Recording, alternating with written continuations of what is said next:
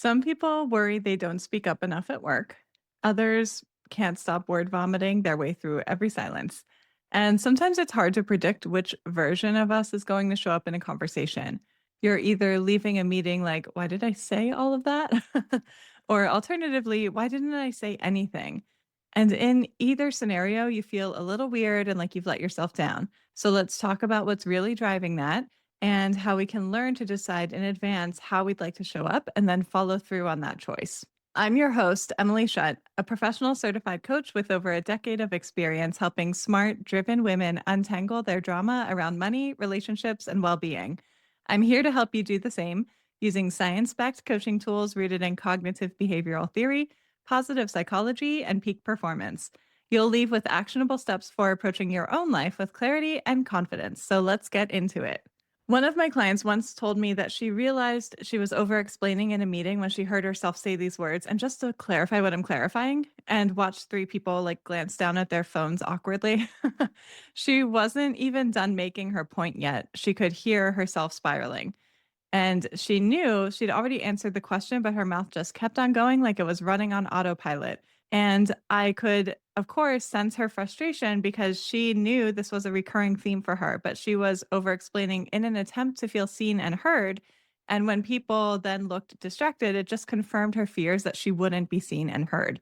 She didn't know how to get out of the cycle. She could see it happening in real time, but she just felt like she didn't have access to any sort of stop button. And she's not alone in this. I've coached so many women who find themselves in this exact loop at work. Something is asked, or a silence appears, or someone looks slightly confused, or they think people might get confused. So they interpret otherwise neutral acts as a sign of confusion.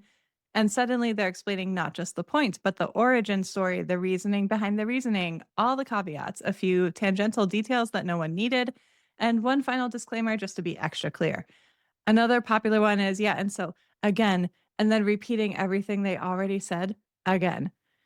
And what's wild is that none of these women actually lack confidence or competence. They are smart, thoughtful, dialed in people who are deeply invested in doing a good job. They're just caught in a pattern that they didn't consciously choose. We only ever talk ourselves in circles when we feel like we aren't getting something we're seeking consciously or subconsciously.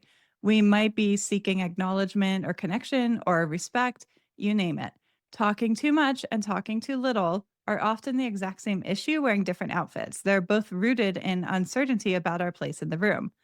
And that's what this client was really wrestling with. Not exactly like a strategic communication problem, which is something we can also talk about, but a lack of clarity in what her objectives were and how she wanted to take action in support of those objectives.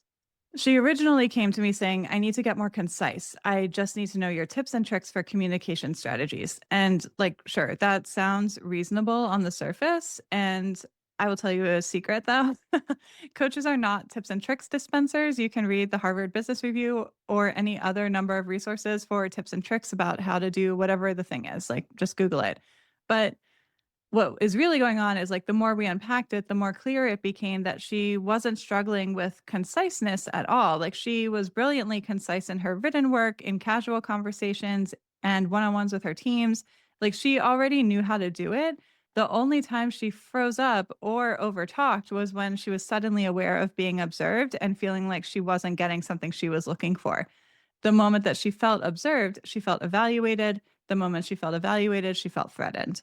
And her response was just to keep yapping. The issue isn't about tips and tricks. You usually already know what the tips and tricks are, or you can Google them. Like I said, the question is what's preventing you from trying out different tips and tricks? You know how we talk a lot about how brains don't differentiate between emotional danger and physical danger? This is a perfect example. Once she interpreted silence or an eyebrow raise or someone taking a note as a potential judgment, the survival response kicked in. And her version of survival was explain faster.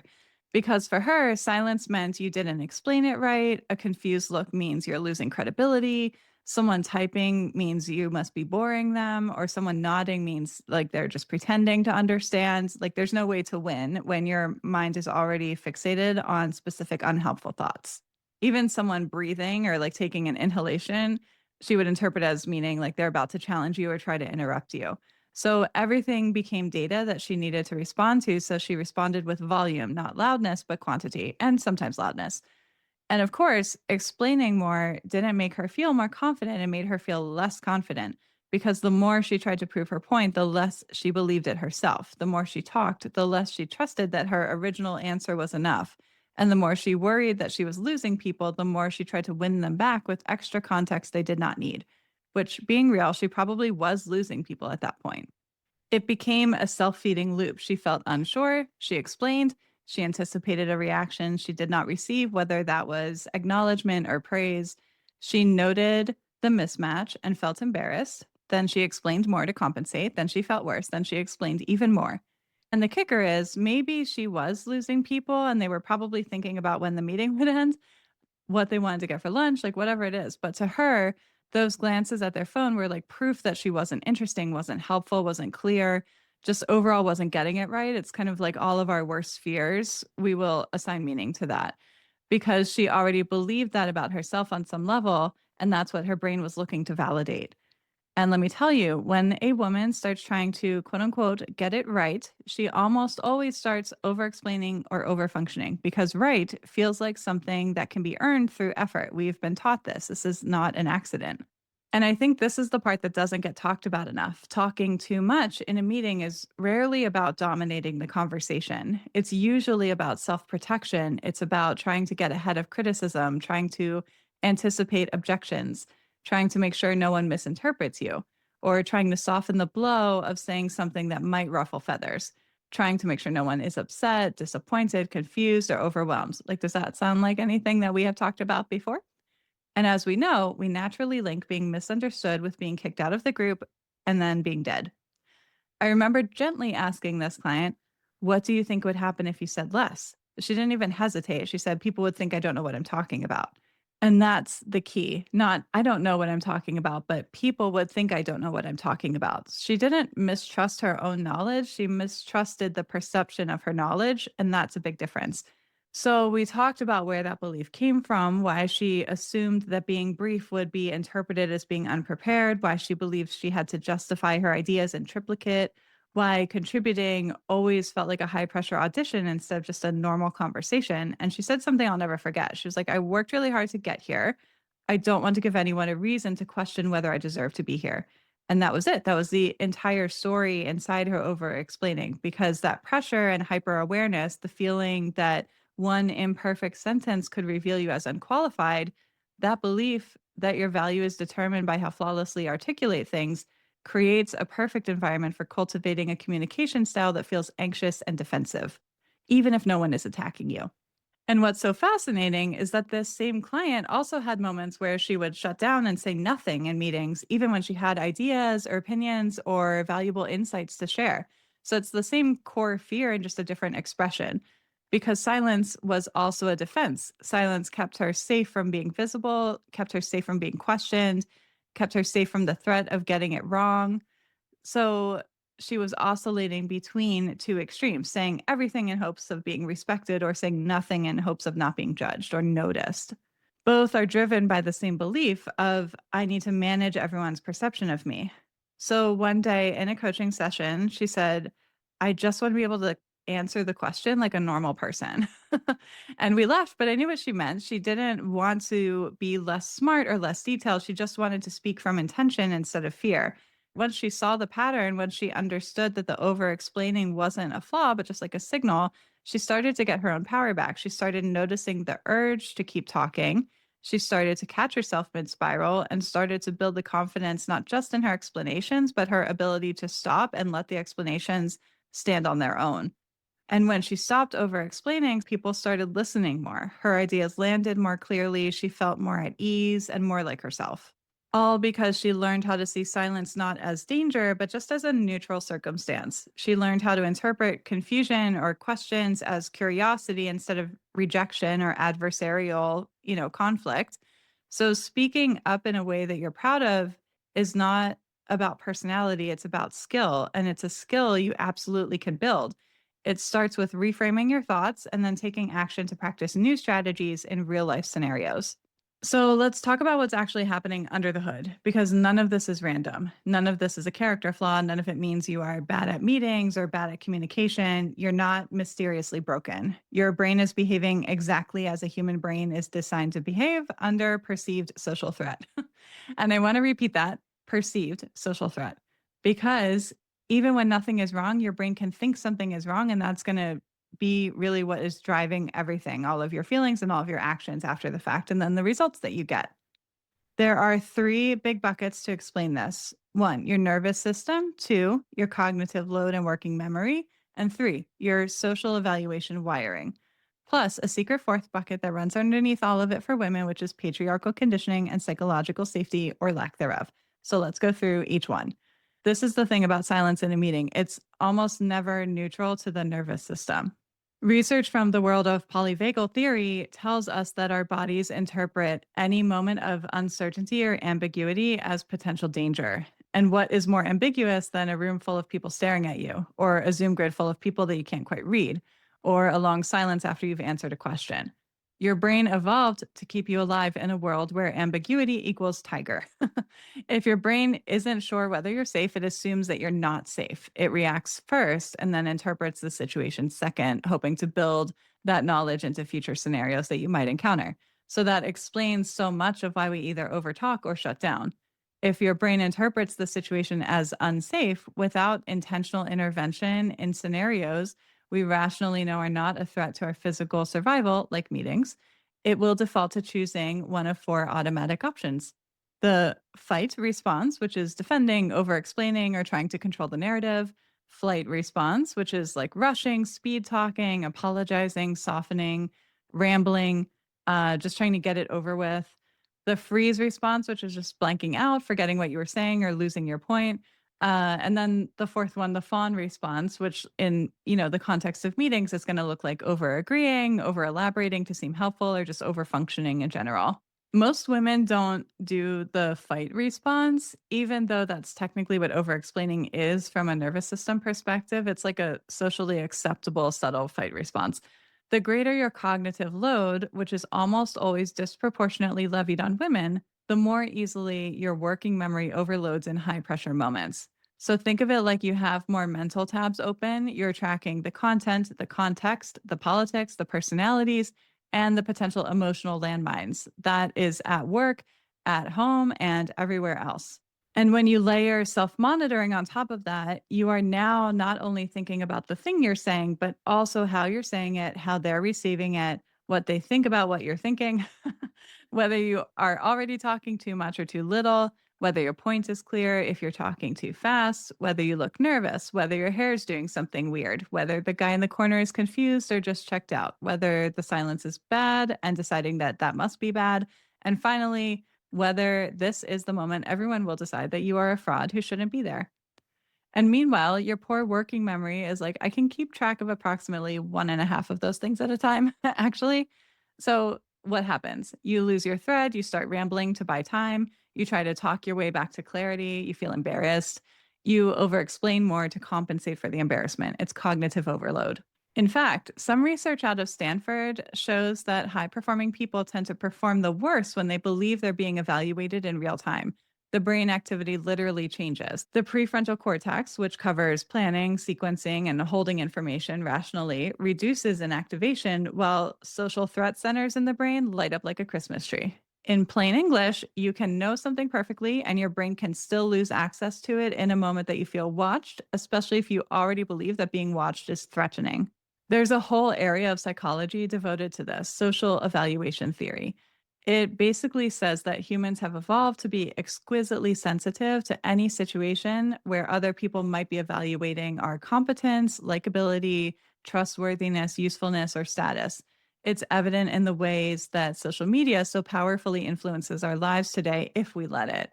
We are wired to care what the group thinks a lot.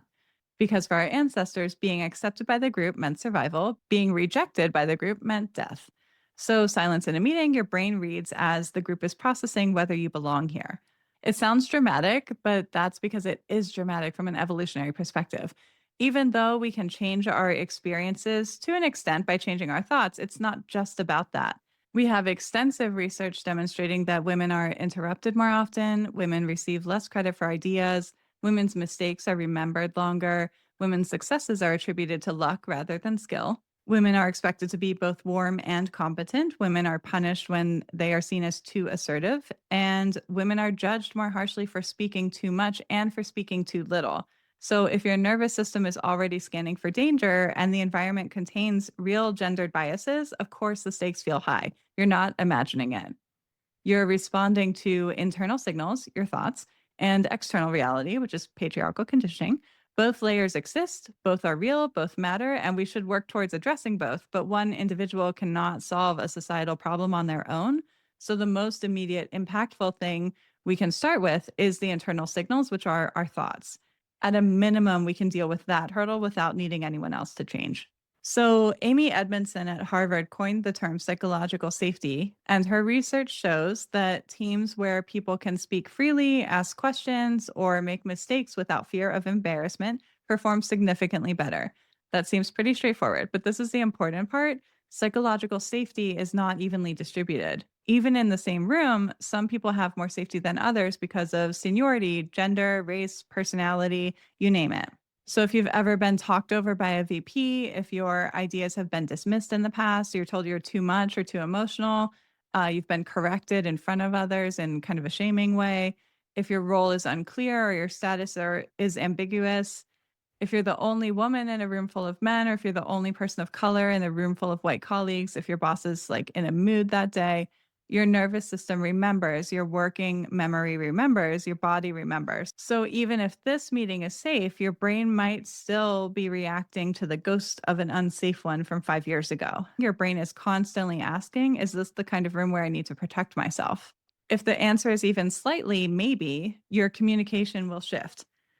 Now, for the hidden operating system, the patriarchal layer, I've already hinted at this early on, and yes, it's crucial. Women are taught from childhood don't upset anyone, be agreeable, be clear and pleasing, anticipate everyone else's needs, don't be too direct, don't be too quiet, don't be too loud, don't be too strong, don't be too blunt, don't be too emotional, don't be too confident, don't be too much or too little of anything. So we overcorrect, over explain, we apologize, we try to preempt conflict by clarifying. We talk more to make sure that we're liked, and we talk less to make sure that we're not too much. So, why does all of this matter? Because once you understand the mechanics, you can start to consider how to stop personalizing the symptom. If we're starting with our thoughts, which is really all we can start with, that's the only thing that's in our control at an individual level. It's about reframing, like we talk about all the time, in ways that are small and believable at first to create a foundation and build our way to braver actions. So instead of saying I'm bad at speaking, it becomes I'm learning how to speak up more and I'm practicing that this week. Really notice your internal dialogue. If you're like, I just can't shut up, you're going to want to practice something like, I can state my point clearly once, and if someone needs clarification, they'll ask. If you're like, oh, I sound stupid, you're going to want to practice a new thought, like, I trust that I can share my insights concisely. And if someone needs clarification, again, they will ask. Asking for clarification does not mean I'm stupid. Another one is if you're thinking, I should be better at this by now, we would want to practice a new thought that is, I'm practicing and getting better at this every day, right? You're in motion. This isn't just a permanent state of being. When you have a thought occur automatically that you don't want to keep, you can practice repeating to yourself, this is a learned response and I can unlearn it. And once you can name what's happening, you can intervene. So it's not tips and tricks. It's not a decision tree of like, speak more if XYZ happens, speak less if ABC happens. It's not performative confidence hacks. There's some of that out there, and it can be helpful if you truly have no concept of what tools would help you. But those are easily Googleable and not the real issue for the vast majority of my clients. What we need are actual tools to regulate your nervous system, reduce cognitive load, break the social evaluation spiral, and create internal psychological safety. And that's what we're talking about next. So now that we understand why this happens, the nervous system activation, the cognitive overload, the social evaluation spiral, and the psychological safety gap, let's talk about what we can actually do about it. And again, I want to underscore something. You don't fix this by memorizing scripts or by trying to become more confident in like a vague way. And you definitely don't fix it by reading one of those LinkedIn posts that's like, speak up, girl, as if the barriers are not structural, contextual, cultural, and neurological. Not all of this is in your control to fix. So you address the aspects of it that are in your control by bolstering cognitive and emotional regulation skills. That's really all you're in charge of. So let's break down the tools that actually work and why they work. I'm going to give you a mix of cognitive tools, nervous system tools, and practical behavioral prompts that you can use real time. Because honestly, the most effective approach starting out is just to pick the ones that you will actually do. I had a corporate client a few years ago where we spent multiple sessions talking about different strategies for approaching challenges they were facing, and they weren't really implementing anything. They just wanted to discuss theory, like they were waiting for a magic secret to be revealed that would change everything for them. And at a certain point, when I prompted some reflection for them, they had their aha moment and they were like, "Oh, I'm realizing now that I have to actually like do it." And I was like, "Yes, you do have to actually do it. You can't just think about what it might be like to do it and try to like troubleshoot that way. You learn by actually committing to trying things and being okay with doing them imperfectly. It's okay if it doesn't work. There's plenty of resources out there where you just are looking for the one that works and the one that you will do. So here we go. Number one, count to three. That gives you an intentional nervous system interruption. This one sounds simple, and it is, but please do not underestimate its power. When you pause for 3 seconds, literally 1, 2, 3, you create just enough distance between stimulus and response for your nervous system to switch tracks. Those 3 seconds do three things. They interrupt the survival response. You're literally telling your brain, we don't need to sprint right now. Like it's safe to pause. It lets your prefrontal cortex kind of reboot, for lack of a better word. This is the part of the brain, again, that's responsible for planning, sequencing, choosing intentionally instead of reactively.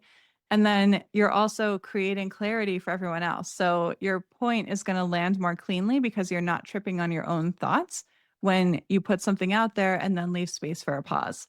And this is the bigger picture. Pausing builds trust in your own restraints and it rewires your brain to experience silence and the potential discomfort of that without panicking. Tool number two, the clarifying question pivot for reducing cognitive load.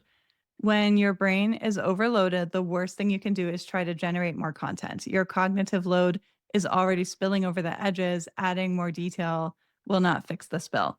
So instead of responding immediately or adding more explanation, just try this instead. To make sure I'm answering this fully, can you share what part you'd like me to speak to? Or before I answer, I want to make sure I'm addressing what's most relevant. Can you say more about XYZ? It removes the pressure to read minds. It gives your brain something concrete to anchor to, and it gives everyone a chance to participate mindfully. Tool number three is going to be naming the urge and breaking the autopilot loop. So here's one of my favorite fun facts. Noticing the urge to talk is not the same as acting on the urge. This is literally mindfulness 101. Your urge to fill space, explain more, soften your point, or rush in is just a sensation in your body. It's not a command. When you can pause long enough to name it, like I'm noticing the urge to keep talking, or my body is telling me this silence is dangerous, you create a layer of separation where you can observe the spiral without participating in the spiral. This is the moment your power returns because what we're actually doing here is breaking the unintentional fight, flight, freeze, fawn response. We are re regulating the nervous system, giving your prefrontal cortex time to come back online, and rewiring the association between silence and danger. The urge does not require a response. This is applicable in lots of areas of our life. I'm sure you can think of a few of them. I'll say it again. The urge does not require a response.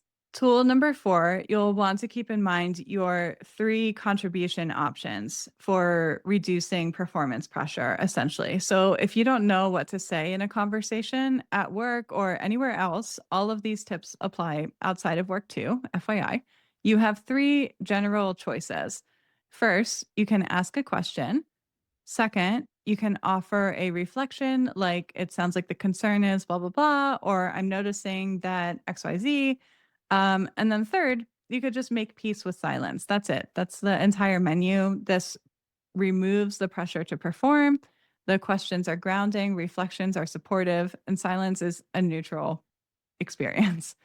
And you can learn with practice to switch between those seamlessly. So if you feel a spiral coming on, just choose one of the three and then let that be enough. It's okay. Tool number 5, we'll just call this the one and done to break repetitive patterns. So if you're someone who repeats your point multiple times in different wording, try practicing one clear sentence and then pausing for someone else to respond. You will notice that people will either ask a follow up question, which is fine and a neutral circumstance. It doesn't mean that you said something wrong, or they'll move on because they got it the first time. That is also fine. So either way, you win. Tool number 6 is going to be the internal anchor to interrupt the social evaluation spiral. This tool comes from both CBT and mindfulness work. So you pick one of the following anchor thoughts and repeat it silently before you speak. And those thoughts might be I'm contributing, not auditioning, or silence is not danger. I'm allowed to be here. My input matters, that kind of thing. This shifts your internal orientation from external validation to internal grounding. When you anchor in something like, I'm a peer in this room and I belong here, you walk in as a participant on equal footing. Tool number 7 is going to be to practice micro contributions to build psychological safety internally. So if speaking feels difficult in meetings or, wherever you feel like you're being evaluated, start with micro contributions. Ask one genuine question during a meeting, add one short reflection, offer one sentence instead of a paragraph, clarify one next step, or support someone else's idea with one concise line. Micro contributions do three things. They build your tolerance for being visible without overwhelming your system. They teach your brain that contribution does not equal danger. And they give you a chance to surface any unconscious thoughts you might be wrestling with behind the scenes. Like if you share an insight and immediately think to yourself, well, that was stupid, or way to state the obvious, you're so embarrassing, then you know what thoughts you need to practice reframing. It's not always obvious. And that's why people try to jump to action and then wonder why it doesn't always work because they don't realize the thoughts that are sabotaging them because it happens very fast.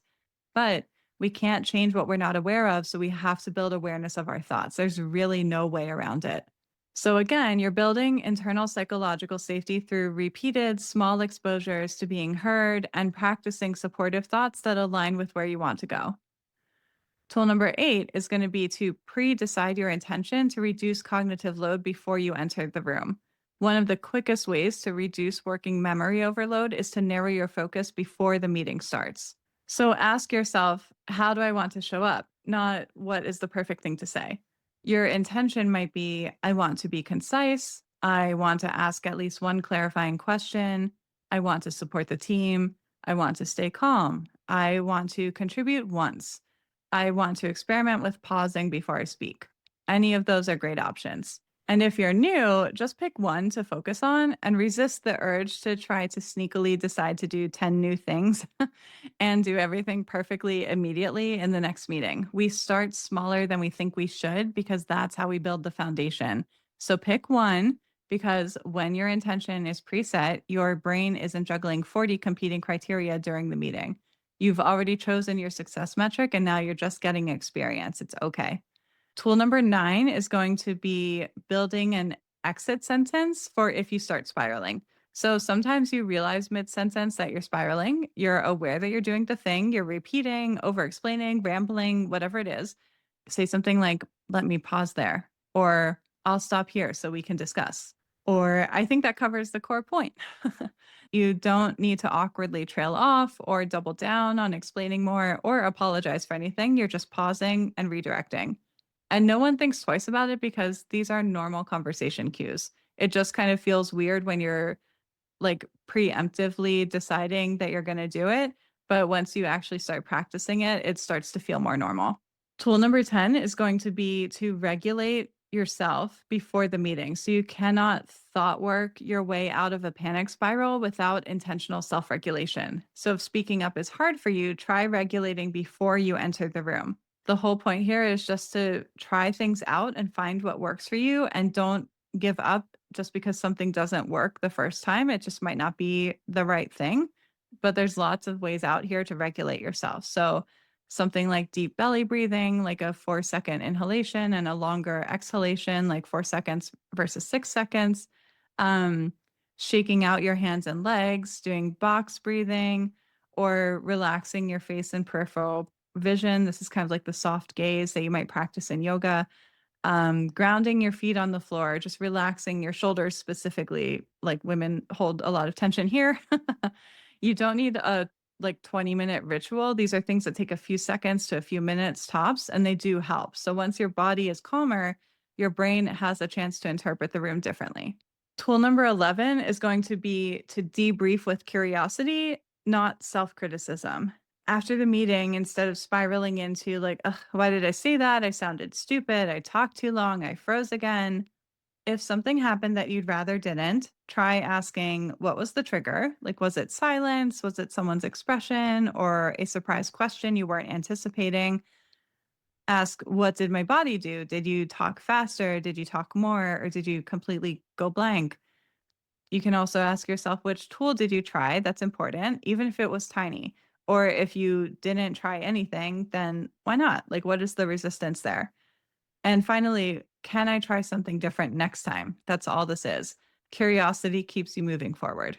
And tool number 12 is a little silly, but let bad meetings be bad, AKA, it is okay to be a human. This is the one no one wants to hear, but everyone needs. You will still have bad meetings. We all do. You will still ramble sometimes. We all do. You will still freeze occasionally. We all do. Welcome to the human experience. It is not frictionless. When you're learning a new skill or rewiring old patterns and practicing new beliefs and behaviors, expecting yourself to execute with perfect clarity every time is a setup for disappointment. So let bad meetings be bad. Let them go. Move on. You're alive. You're okay. It's okay. The goal is to stay anchored in your own intention and to just keep showing up. This is how you stop oscillating between talking too much and talking too little. And this is how you become the kind of person who speaks with clarity and presence and grounded confidence. Confidence is not a prerequisite, it's a byproduct of working through these tools and learning these skills. So, to wrap up, you don't have to pick between overperforming and disappearing. You get to choose how you show up every time from a whole range of options. So, speak with intention, share with purpose, and remember, silence is also a valid option and often a very useful tool. It's all in how you decide to use it. I hope you came away with some insights you can apply in your own life right away. I'll see you next time.